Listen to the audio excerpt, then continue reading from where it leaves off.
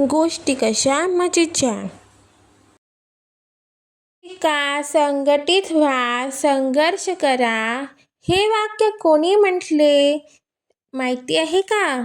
तर हे वाक्य डॉक्टर बाबासाहेब आंबेडकर हे प्रसिद्ध भारतीय अर्थशास्त्र तत्त्वज्ञ आणि समाजसेवक आहे. हा भारतरत्न डॉक्टर बाबासाहेब आंबेडकर यांनी दिलेला बहुजन समाज आणि शोषितांच्या उन्नतीचा मूलमंत्र आहे. या विचारसरणीचा अर्थ अन्याय, भेदभाव आणि विषमतेविरुद्ध लढा देण्यासाठी प्रथम शिक्षित होणे, एकत्र होणे आणि मग आपल्या हक्कासाठी संघर्ष करणे असा आहे. तर आज डॉक्टर बाबासाहेब आंबेडकर यांचा जन्मदिवस आहे. तर याच निमित्ताने आपण आज जाणणार आहोत डॉक्टर बाबासाहेब आंबेडकर यांच्या जीवनी. डॉक्टर बाबासाहेब आंबेडकर यांचे खरे नाव भीमराव रामजी आंबेडकर. यांचा जन्म 14 एप्रिल 1891 मध्ये महू येथे झाला. हे भारताच्या इतिहासातील एक महान व्यक्तिमत्व म्हणून ओळखले जाते. भारतीय राज्यघटनेचे शिल्पकार म्हणजेच डॉक्टर बाबासाहेब आंबेडकर अष्टपैलू व्यक्तिमत्व आहे. बाबासाहेबांचे वडील ब्रिटिश सैन्यात सुभेदार होते. भीमराव जेव्हा 2 वर्षाचे होते तेव्हा त्याचे वडील सेवेतून निवृत्त झाले. जेव्हा ते 6 वर्षाचे झाले तेव्हा त्याच्या आईचे निधन झाले. बाबासाहेबांचे प्राथमिक शिक्षण मुंबईत झाले होते. भारतात अस्पृश्य असणे काय आहे हे धक्कादायक अनुभव त्यांना शालेय जीवनात कळले. डॉक्टर बाबासाहेब त्यांचे शालेय शिक्षण सातारा येथे झाले होते. तेव्हा दुर्दैवाने त्यांच्या आईचे निधन झाले आणि त्यांचे संगोपन त्याच्या आत्याने केले. ज्यानंतर ते मुंबईला राहायला गेले. शिक्षणादरम्यान त्यांना अस्पृश्यतेचा अभिशाप सहन करावा लागला. 1907 मध्ये मॅट्रिक झाल्यानंतर त्यांचा विवाह करण्यात आले.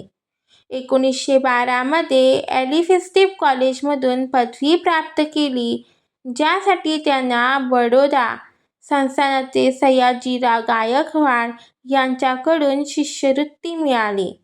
पदवी संपादन केल्यानंतर त्यांना करारानुसार बडोदा संस्थानमध्ये जावे लागले.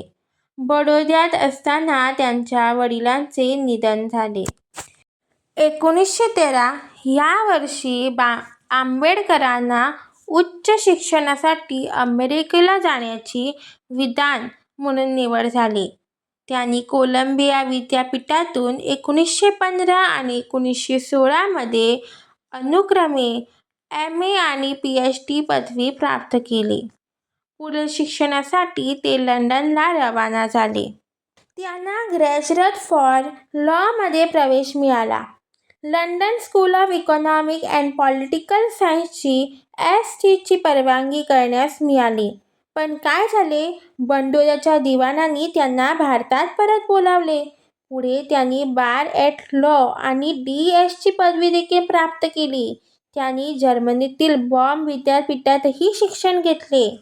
1916 मध्ये त्यांनी भारतातील व्यवस्था, उत्पत्ती आणि विकास याच्यावर शोध निबंध वाचला. 1916 मध्ये त्यांनी भारताचा राष्ट्रीय लाभार्थ, एक ऐतिहासिक आणि विश्लेषणात्मक अभ्यास हा प्रबंध लिहिला आणि त्यांनी पीएच.डी. पदवी प्राप्त केली. ब्रिटिश भारतातील प्रांतीय अर्थव्यवस्था उत्क्रांती या शीर्षकाखाली 8 वर्षांनंतर हा प्रबंध प्रकाशित झाला. ही सर्वोच्च पदवी प्राप्त केल्यानंतर ते भारतात परतले आणि अर्थमंत्री बनवण्याच्या दृष्टीने बडोद्याच्या महाराजांनी लष्करी सचिव म्हणून त्यांना नियुक्त करण्यात आले. त्यांच्या शिष्यवृत्तीचा कार्यकाळ संपला. 1917 मध्ये सप्टेंबर या महिन्यात ते परतले. आणि सेवेत रुजू झाले. परंतु 19 नोव्हेंबरपर्यंतच ते राहिले. नंतर ते मुंबईला निघून गेले. अस्पृश्यतेच्या कारणास्तव त्यांना दिलेल्या अयोग्य वागणुकीमुळे त्यांना ती सेवा सोडणे भाग पडले. डॉ. बाबासाहेब आंबेडकर मुंबईला आले आणि सिडन कॉलेजमध्ये राजकीय अर्थशास्त्राचे प्राध्यापक म्हणून कामाला लागले. त्याचे वाचन चांगले असल्याने ते विद्यार्थ्यांमध्ये खूप लोकप्रिय झाले. पण लंडनमध्ये कायदा आणि अर्थशास्त्राचे शिक्षण पुन्हा सुरू करण्यासाठी त्यांनी राजीनामा घेतला. कोल्हापूरच्या महाजनांनी त्यांना आर्थिक मदत केली होती. 1921 मध्ये त्यांनी आपला प्रबंध लिहिला. ब्रिटिश भारतातील एप्रिल फायनान्सचे प्रांतीय विवेकीकरण आणि लंडन विद्यापीठातून MSc ची पदवी मिळवली. त्यानंतर त्यांनी जर्मनीतील बॉन विद्यापीठात काही काळ घालवला. 1923 मध्ये त्यांनी DSc ही पदवी घेण्यासाठी problem of rupee its origin and solution हा प्रबंध सादर केला आणि त्याच वर्षी म्हणजे 1923 मध्ये त्यांना वकिलांच्या बारमध्ये बोलावण्यात आले. 1924 मध्ये इंग्लंडहून परत आल्यानंतर त्यांनी पीडित शोषित असलेल्या वर्गाच्या कल्याणासाठी संघटना सुरू केली. या संघटनेचे प्रेसिडेंट चिमणलाल सेटलवाड होते, तर अध्यक्ष डॉ. होते. शिक्षणाचा प्रसार करणे, आर्थिक परिस्थिती सुधारणे आणि निराश वर्गाच्या तक्रारींचे प्रतिनिधित्व करणे ही या संघटनेची तत्कालीन उद्दिष्टे होती. नवीन सुधारणा तसेच पीडित शोषित वर्गाच्या समस्येचे मार्ग कारणे शोधून त्याचे निष्कर्षण करण्यासाठी 3 एप्रिल 1927 रोजी बहिष्कृत भारत हे वृत्तपत्र त्यांनी सुरू केले. 1924 मध्ये गव्हर्नमेंट लॉ कॉलेजमध्ये बॉम्बे शासकीय विधी महाविद्यालयामध्ये प्राध्यापक झाले होते आणि 1 जून 1935 रोजी ते त्यांचे महाविद्यालयाचे प्राचार्य झाले. 1936 मध्ये राजीनामा देईपर्यंत ते पदावर राहिले. 1935 13 ऑक्टोबरला रोजी नाशिक जिल्ह्यातील येवला येथे पीडित शोषित वर्गांची प्रांतीय परिषद झाली. या परिषदेत त्यांनी एक घोषणा देऊन सर्वांना आधार दिला.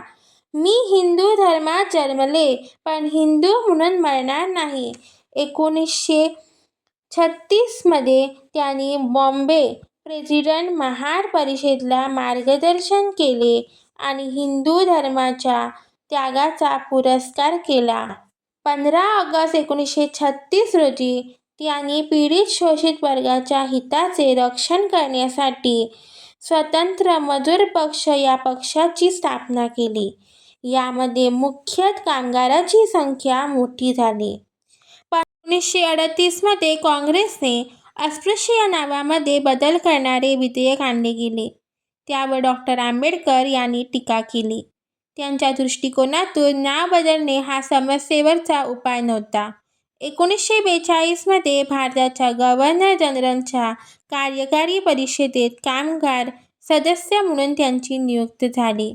1946 मध्ये ते बंगालमधून संविधान सभेवर निवडून आले.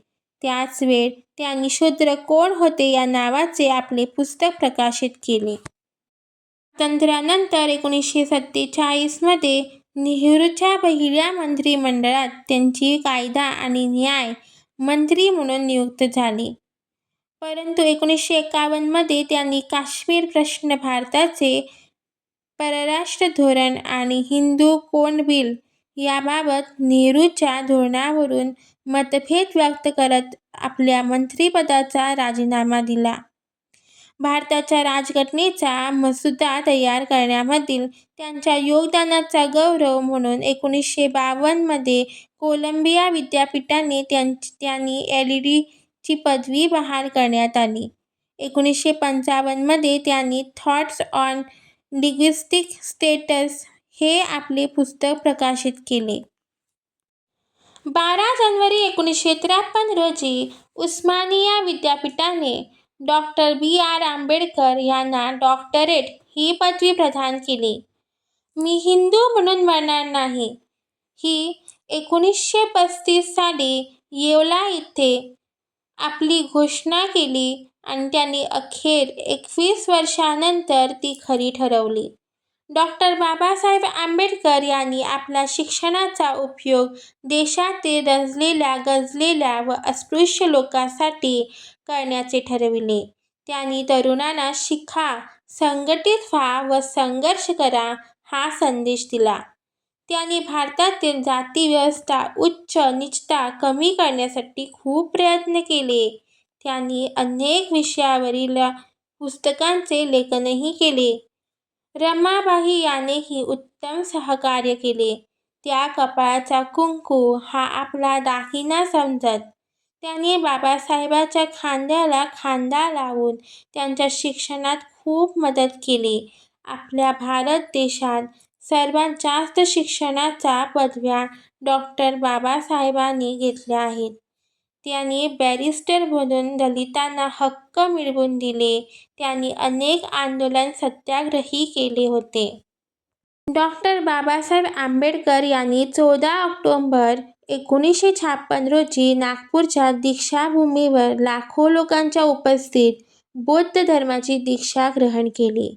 दुर्दैवाने 6 डिसेंबर 1956 रोजी त्यांचे महापरिनिर्वाण झाले. अशा या महान मानवास माझे कोटी कोटी प्रणाम. 1990 मध्ये त्यांना मरणोत्तर भारतरत्न हा भारताचा सर्वोच्च नागरी सन्मान प्रदान करण्यात आला. त्यांचा जन्मदिवस दरवर्षी आंबेडकर जयंती म्हणून साजरा केला जातो.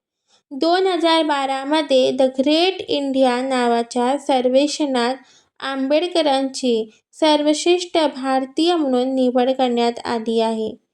ते ब्रिटिश भारताचे मजूर मंत्री, स्वतंत्र भारताचे पहिले कायदेमंत्री, भारतीय संविधानाचे शिल्पकार, भारतीय बौद्ध धर्माचे पुनरुज्जीवक होते. देशाच्या विविध क्षेत्रात दिलेल्या योगदानामुळे त्यांना आधुनिक भारताचे शिल्पकार किंवा आधुनिक भारताचे निर्माते असेही म्हणतात. डॉक्टर आंबेडकर एक केवळ नेता नव्हते, तर ते एका युगाचे प्रेरणास्रोत होते.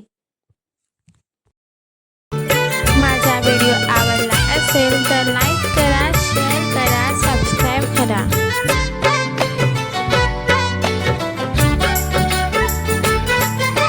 शिकवण पाळा भीमाची उत्कर्ष करा. शिकवण पाळा भीमाची उत्कर्ष करा. शिका संघटित